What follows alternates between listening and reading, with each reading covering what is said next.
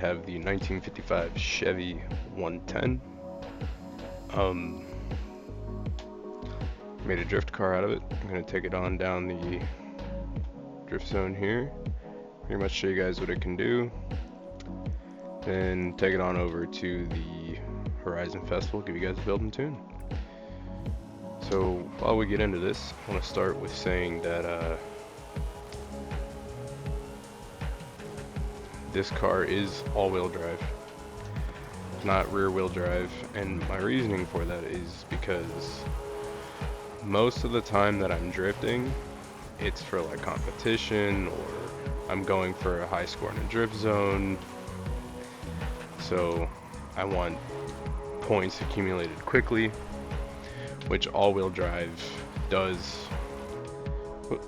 My controller is most definitely still connected.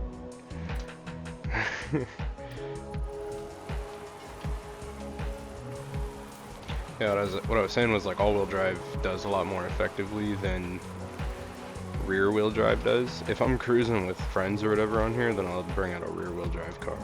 But yeah, so it's kind of like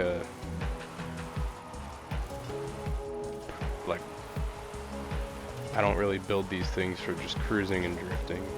It's more like I'm doing it to accumulate points quickly. There's a few rear-wheel drive cars that I have built on the channel, and I'll throw builds for those up every now and again.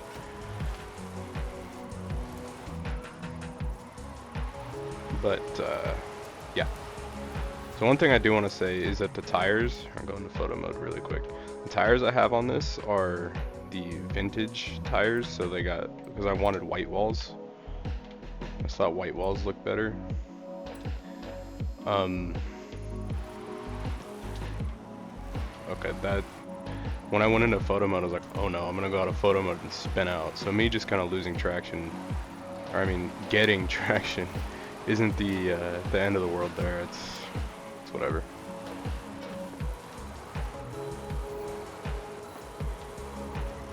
But so I have the vintage tires on this car because I like the look of the white walls. It's probably going to be easier to drive it if you throw the drift tires on. So I'm going to leave that choice up to you later when I do the build. So I am kind of sacrificing the driftability of this car slightly for style points. But yeah.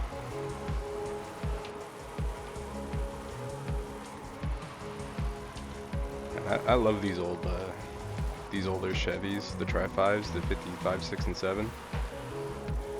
I would love to get one of these in real life.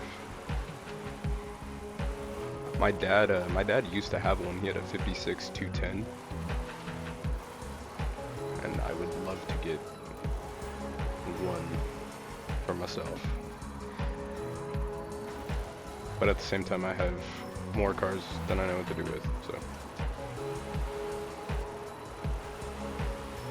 Last thing I need is another project car. So I got a project car that wasn't finished 100%, and then I got another one. And then before I even really started that one, I got another one. I've fallen into the car guy curse. 992,000 points in the drift zone, which is pretty good. Just shy of 1 million. So now let's head on over to the festival where I give you guys a build and tune. Ford Lightning, that thing is gross. The original Ford Lightning, so much a better car.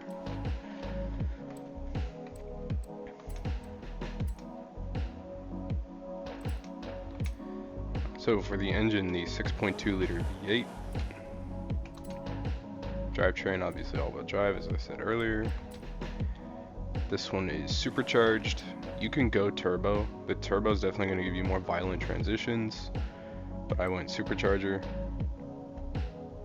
Up to you. And as far as aero, do whatever you want to do. If you want to strip this thing down, you want to put the race stuff, your call. I just went with stock. Excuse me. Because I like the look of stock.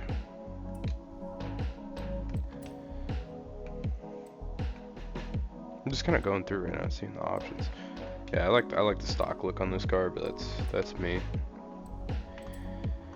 And for tires, like I said, I have the vintage white walls. I just kind of did it for the look. If that's not your thing, go with the drift tires. It'll probably make it a little bit easier, probably get more points with it. 235mm front tires, 295mm rear tires. For the wheels, these are the American Racing VN511 salt flats, which if I had one of these in real life, probably the wheels I would put on it, to be honest. Race 7-speed transmission, race driveline, race differential, race brakes, drift suspension, race front anti-roll bars, race rear anti-roll bars, no roll cage, and race weight reduction. Moving on to the engine bits here, we have the race intake, race fuel system, race ignition, race exhaust, race cams, race valves, race supercharger, unless you put the turbos on, then race turbos, race pistons, race engine block, race intercooler, race oil and cooling, and finally the race flywheel. Thinking about it now, why did I put the supercharger on this? It's weird, at least for me to do it. Excuse me. For the tune, tire pressure is 30 front and back. Gearing 2.20 final drive, the rest remains stock. Alignment negative 4.5 in the front, negative 1.0 in the rear for the camber. Moving to the toe, positive 2.6 outward in the front and zeroed out for the rear, front caster angle of 7. Anti-roll bars are 12.8 in the front, 13.4 in the rear. Springs, 395.5 in the front, 472.2 in the rear. Ride height is 6.5 in the front, 6.0 in the rear. Damping, the front is 5.7 and the rear is 6.0 for the rebound. And for the bump, it is 2.5 in the front, 2.7 in the rear. Aero, if you gotta leave it stock. Braking, balance 100% towards the front, and the pressure is 102%. Finally, the differential, 30 acceleration, 0 deceleration for the front, and 100 acceleration, 0 deceleration for the rear. Center balance of 75% towards the rear. Man, I know, I hate doing the tunes because it's just so much talking. Okay,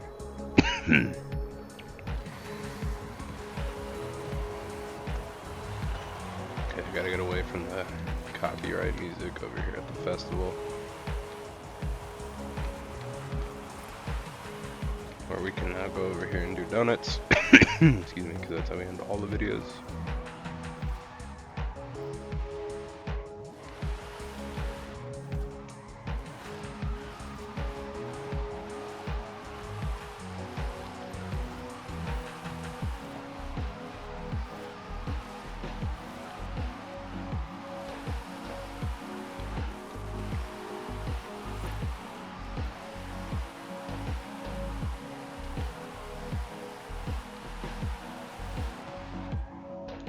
With all that being said and done, thank you guys for watching. Hope to see you in the next one. That is all from me today.